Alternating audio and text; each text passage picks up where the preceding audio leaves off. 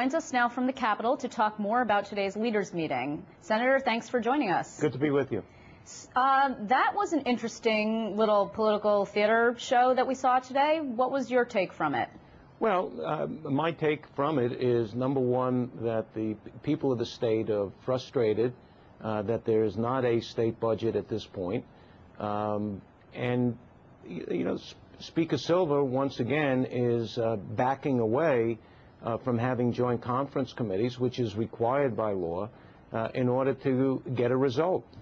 People want a result, and the best way to do it is to have joint conference committees. The governor agreed, Brian Kolb, the leader, Republican leader in the Assembly, agreed, John Sampson, the Senate Democrat leader, agreed. The only person that seems to be less agreeable to having open public discussion of the budget is Speaker Silver. Well, actually, what he said was, if there's no financial plan, then he doesn't see the point, right? So his point is, if you guys can't even agree on what the targets are, then why bother getting together so you can all showboat? He said that he considered that a charade. Well, that's because, as you know, with your years of experience here, Speaker Silver never likes to do anything in public. And in fact, last year, when the Republicans lost the majority, he made a declaration that Republicans weren't needed anymore because everything is controlled by Democrats from New York City, which is the truth, the governor, the Assembly, and the Senate. And that's when we got the disastrous budget that has put us where we are now, $13 billion in new spending and $11 billion in taxes, $2,400 for a family of four, and elimination of the star rebate check. Well, with all due respect, what I saw today at that meeting was a lot of posturing. There was a lot of back and forth between yourself and John Sampson, the Democratic conference leader. There was a lot of back and forth between yourself and the Assembly Speaker. It's clear that there's some tension there, clearly, and even between yourself and the governor. If, in fact, conference committee meetings would be more of this posturing, what's the point? No, the point is, when the law was followed in 2008, after we passed the Budget Reform Act, we had an on-time budget. There were late budgets for years upon years upon years, and finally, in a unanimous vote by the Assembly and the Senate, and the leadership at the time, including Speaker Silver, said this is the end of dysfunction that will exist in Albany. We will now have on-time budgets. They praised it. We followed it in 2008 when Republicans were still in the majority in the Senate, and now he doesn't want to follow the law. But what's your response when he says there's no financial plan and so therefore there's no point, because if there are no targets and there's nothing for us to be working towards? What's your response to that? I don't understand.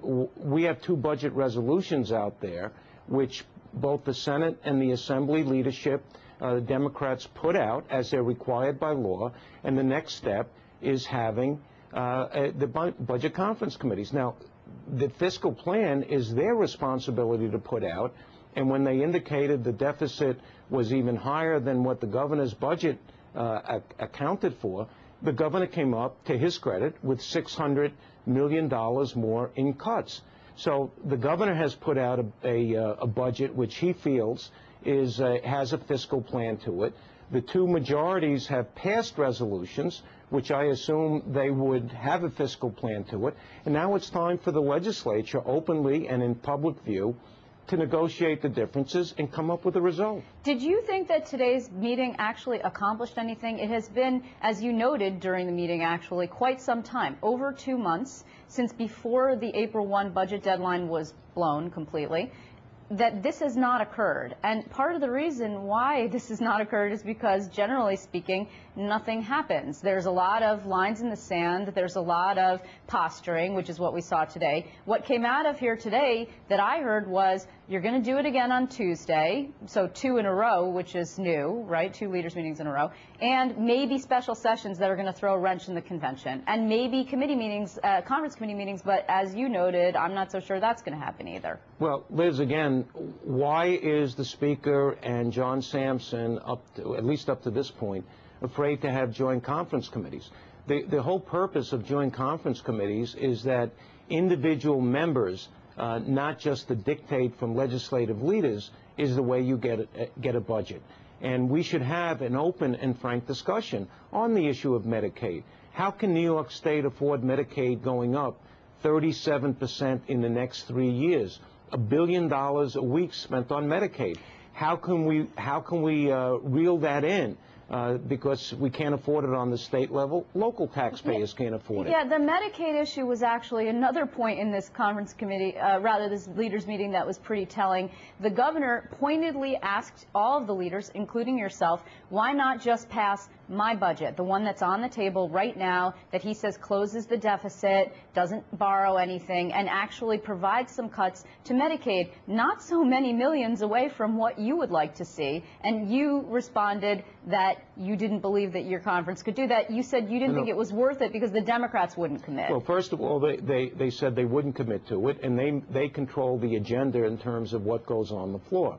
What the Republicans are saying, and Senator Hannan and others, George Winter, chaired a task force that says we have to go out the structural problems that exist within the Medicaid system, not just slash hospitals and nursing homes and diminish quality of care. We've got to look at why is New York State spending 70% more per recipient than the rest of the states in the nation.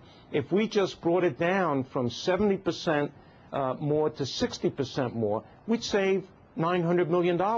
Is it right that a person that's on Medicaid that has to go to a dentist, non-emergency, can hire an ambulette and Medicaid's going to pay for it? I don't believe you can hire an ambulette under your health care plan. I know that I can't, and I know most people out there can't do it. So these are the types of structural changes when we're in a fiscal crisis we've got to look at and say, how can we rein in Medicaid? Local taxpayers can't afford it. The state can't afford it. Okay, but Senator, let's say, for argument's sake, that tomorrow or even this afternoon, the governor's budget came to the floor by some miracle, came to the floor. Could your conference vote for it? Would your conference vote for it? No, the way it is now, the answer is no. Okay, then why didn't you just say so in the Red Room today? Because the answer is the Democrats are not going to bring it to the floor that way, and there is supposed to be legislative input. Are cuts in aid to education being treated fairly throughout the state? We know that this is going to be a difficult budget. We know there are going to be cuts in terms of health care, in terms of education, but there has to be regional balance. And right now, all of this is being driven by 3 Democrats from New York City, Governor Patterson, Speaker Silver, and John Sampson. The entire leadership is from New York City, Democrat leadership, and there's not the regional balance in terms of input that should be made by the people of the Albany region, central New York, northern part of New York, western part of New York, Long Island, the suburbs. There should be balance, and that's what the joint conference committees are supposed to do. Now, that's